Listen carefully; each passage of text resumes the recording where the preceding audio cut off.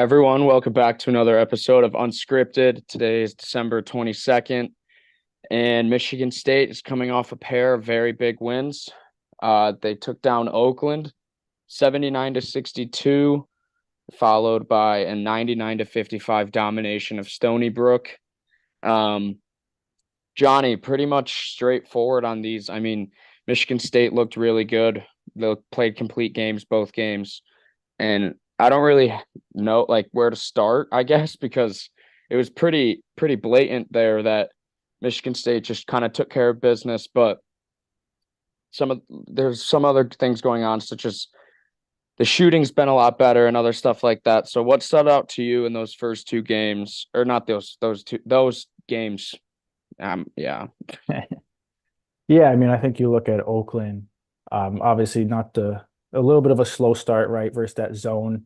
First time really seeing something a little different, right? Trying to learn how to, engage on the offense. But then after that, three really dominant halves of basketball. I think again, we're really starting to see the team get into what they're used to doing, and that is running, right? I think you saw the end of the Oakland where they kind of separated was a back-to-back, fast break, alley-oop dunks to Akins and buckets from Walker. And, when this team gets to run and you get the turnovers from Hogard and Walker, when they're defensively in it, it's just a different team. Yeah, so some of the stuff that I had written down specifically on that first half in the Oakland game. Walker didn't hit his first bucket until the 2:09 mark in the first half, and that was kind of when we started to really pick it up. The Spartans went on a 9-0 run in the last 4 minutes of that half, which kind of gave them a bit of a more uh pad to their lead a little bit. They led by 8 at the half. I just thought they were very balanced in the first half. Obviously, I said Walker had off the slow start, so it was guys like Hogard, Sissoko, Akins, Hall really making up in the scoring department. And then, yeah, in that second half, Walker was able to get going a bit. I've got to give a big shout out to Tyson Walker and a congratulations on hitting 1,000 career points as a Spartan. Uh, Big deal. Good job to Tyson. But yeah, I also had written down the transition offense. This team is really starting to hit their stride, and we've seen it all year with how strong they are defensively. They're currently 10th ranked in Ken Palm for defensive efficiency. And what we've now being able to see in the last couple games, or what they've started to do more, is run off of it, like you were saying, and get those transition buckets. And that's something that we see a lot from Michigan State teams throughout throughout my whole life since I've ever been watching them, is just being able to be a strong team in transition. And it looks like this team is starting to find their way in that regard. Yeah, I mean, you said it. I think you're just starting to see Hogard and Fears. It's just a simple push the ball up the floor. It's easy, right? When you have Akins and Walker and Carr down the wings, no, you don't even need that dribble. One pass, and Akins is just once he gets that one dribble on the left, he's throwing that down. And you're right, in that first half, Walker was slow. Didn't really get him any looks in that zone. But Hogard did a good job getting into the lane, a couple floaters. Sissoko and Cooper had some points there. Sissoko, a couple. I think Cooper had a couple putback dunks. Sissoko had a little uh, floater in the lane. And then, yeah, running to get that lead into half. And then the second half, they didn't look back, right? Getting Walker going really early, a three to start the half. Trey hitting a couple threes, Akins getting going. And, when we could get Akins, we could talk the Stony Brook game, but when you get Akins going, shooting the three to catch and shoot, you get Walker, obviously, anytime. A good look. You think it's going in every time. But, yeah, it's a different team than what we saw, the first couple games of the year. Yeah, and another big thing, I saw on Twitter after the game a quote from Izzo. Uh, Walker, Hogard, Holloman, and Fears. I think Chris Solari tweeted this. The Lansing State News or whatever, the Lansing State Journal. I forget what it's called. Their Michigan State basketball beat writer tweeted. Izzo pointed out after the game that Walker, Hogard, Holloman, and Fears combined for 19 assists and 0 turnovers in the Oakland game. So and Michigan State only had 8 total turnovers in that game. So just another positive sign of a team that was struggling offensively earlier in the season, not shooting themselves in the foot and taking care of the basketball, especially their guards, which is such a good thing to see. And then yeah, if you want to get into the Stony Brook, or I have another thing, another tweet from Spartan Hoops DK. I don't know if you know DK. I follow him. He's a great Twitter follow. He just covers Spartan Hoops. Um, so he has this tweet. It says, if you remove the first three abysmal shooting performances to kick off the season for MSU, they're shooting 38.9% from deep on the year and 43% over their last 5 games. So like they're really starting to pick it up. There's beyond the arc shooting. And we saw it, I guess, in the Baylor game really come to fruition with the 8 for 12, but they did well shooting the ball from deep against Oakland and Stony Brook and have outside of those first 3 games.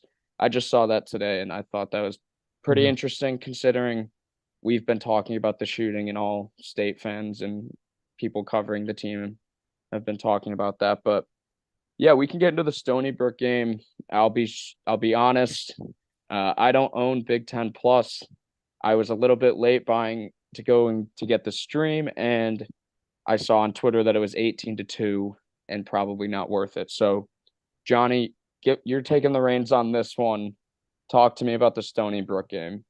As you guys know by now, we've partnered with BetMGM Sportsbook for this college basketball season. We're going to be using BetMGM lines to make all of our picks and predictions throughout the college basketball season. And we are going to have special offers for you, the listeners and the viewers on the Field of 68 each and every week during the season. If you haven't signed up with BetMGM yet, use the bonus code FIELD1500 and you will get up to a $1,500 first bet offer on your first wager on BetMGM Sportsbook. Here's what you got to do. Download the BetMGM app. Sign up using the bonus code FIELD1500. Deposit at least $10 and place your first wager on any game. You will receive up to $1,500 in bonus bets if that bet loses. Just make sure you use the bonus code FIELD1500 when you sign up. And remember, BetMGM is now available under one wallet in select states. As a New Jersey resident, this is super convenient for me when I have to go cover games in New York or Philly. When crossing state borders, just log into your existing account instead of having to create new accounts in each state that you go to. And most importantly, I got to let you know, we do have some fun stuff coming up for this college basketball season. Bet insurance tokens, college hoops odds boosts, my personal favorite, parlay odds boosts. So download the BetMGM app today. Yeah, I mean, it was really over right from the start. You could see a locked in Hogard right now, the past couple of games, and how different of a player he is when he is locked in and he is focused. Because it just makes a whole difference, right? He's the leader of this team, and Izzo keeps saying that, and he's seeing that more leadership now. But when you get Akins, right, he was led the career high 22 points. I think you're starting to see roles being formed, right? And Akins is realizing that like he's the catch and shoot guy. He doesn't need a lot of space, and it makes it easier for everybody else, right? Coming down the floor, one dribble, get his guy to take one step in, kick it to him, he's ready to shoot. And same with Trey, right? Coming off the bench, you're starting to see roles, and having that catch and shoot is such a huge. It's huge for the offense, right? Because it's going to create space for everybody else. And then, right, AJ, double double, 10 assists, Fears 10 assists. I just think you're seeing the guys understand just roles, how the offense needs to go, and just how to move the ball and get other people opportunities. Yeah, so looking at the box score real quick, just super efficient. I mean, Akins, again, like you said, the 22 points, but 9 of 12 from the field, 4 of 7 from deep. Hogard, 4 of 6 from the field. Walker, 7 of 12. And also pointed out to me, and I saw this on Twitter, Xavier Booker got his a lot more minutes in this one compared to what we've seen so far this season. Book played 16 minutes. He was 4 for 9 from the field. So I love to see that. Obviously, I wasn't watching, but for 16 minutes, I like that the freshman's getting his shots up and trying to figure himself out. But Booker, 11 points, 7 rebounds. He also had 3 blocks. Carr also had 3 blocks. Cohen Carr, 8 points, 3 for 3 from the field. So it's good to see a game like this where your freshmen are able to get in and play so much. I mean, you highlighted Fears 10 assists, but yeah, Fears 21 minutes, Holloman 22 minutes. He's a sophomore, but Cooper 14, Booker 16, Carr 21. So the guys on the bench really able to spend a lot of time playing in this one. And it's good to see that because this is a team that we've talked about throughout the whole year, being very deep and getting a game where you can have your bench guys really play as much, if not more, than your starters. It's just good for them to get their legs going and get their confidence going in the right direction. Specifically, guys like Holloman and Booker or Fears or even Carr could just be such big X factors off the bench for this team because come March, come Big Ten play, which we're getting around to soon, Big Ten play, you need to have multiple guys. You need to have guys that can come off the bench and make a difference. And it's Michigan State looks to have that. Yeah, and I think you're right. I think we've seen a big increase the last 3 games in bench points. And I think it's just these guys getting more comfortable. Fears, Holloman, right? Holloman looks so good shooting the ball at the moment. Fears looks in control of his own game, which is, he looked very good last night, just running the point in the zone, right? Stony Brook ran a little zone, and MSU just tore it to shreds. Like put him in the middle, boom, turn face, find the guy in the corner, the extra pass to Booker, whatever it was. Carr, right? Still, he still hasn't really have too much of a jump shot from the 3 yet, but for him, sticking him in the corner and that back cut for a dunk, and then like you talked about Booker, it was great to see him get a good run last night, and he's definitely progressing. Hits a 3, gets a couple dunks, looked better defensively, I thought, a couple blocks. Still, I think that motor still has a way to go in just terms of just the intensity he has to bring because you're not seeing a lot of emotion or just this up and down, just the running maybe. I don't know. But I think he's getting there and Izzo's message is getting to him. And I think we will see that through January and February. And come March, right? If he gets that motor going, man, that's just another huge piece that this team needs to have a perimeter threat at 6'11", and that athleticism, that size is a huge difference. Yeah, and speaking of size, that might be a difference. We're getting up on Christmas, and I need an update on Jackson Kohler because Marty and Carson Cooper have both been playing a lot better the last couple of games. I think ever since the Nebraska game, we've seen a difference.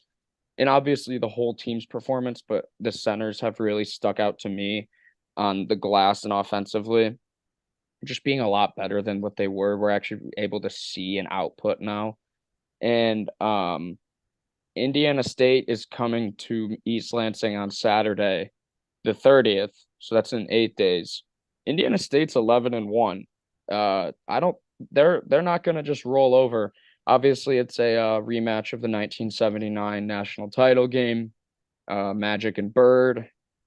But yeah, that's what we're looking forward to next. But yeah, I'm looking forward to Jackson Kohler coming back. I know all Spartan fans are. That should be a big difference, but obviously it's going to take a few games for him to get his legs underneath him. But it should be a nice added presence in the post for the Spartans when Kohler gets back. Yeah, I mean, adding Kohler, right? We've talked about the size, and Madi and Cooper looked like they've kind of responded the past couple of games. But I think when you add Kohler back, you've got a group of 4 guys that could really match up depending on the team, right? You're playing a Big Ten loaded schedule, different teams, different fives, right? Some really good fives in Zach Edey, and then you got some teams that might go a little small. And I think having that diversity at the center position could benefit us.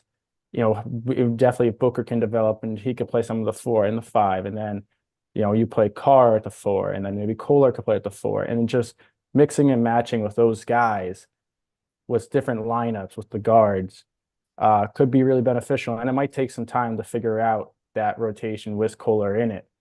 But, heading down to March, like you said, adding another post presence where we talk about Kohler's footwork and his ability to score inside. It'll be interesting to see how that develops. Yeah, obviously Kohler just. I mean, we're not getting a senior back or anything. He's a sophomore, but I thought he had a lot of bright spots last year.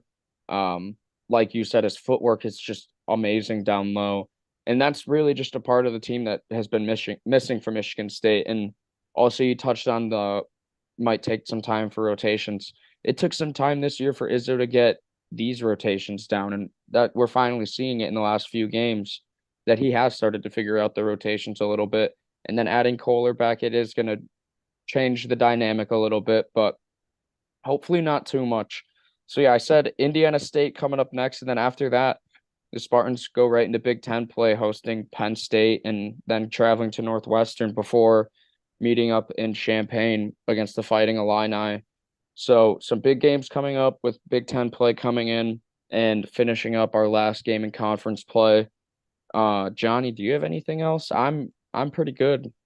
No, I just think, going back to Baylor, right? 3 games in a row, 3 big wins in a row, like score wise. And, not that statistics matter and the metrics, but they do matter Yeah. come March. And I think you've seen them take a rise in the net, take a rise in Ken Palm. And I think, it's pretty big for this team and also shows the direction they're going in statistically.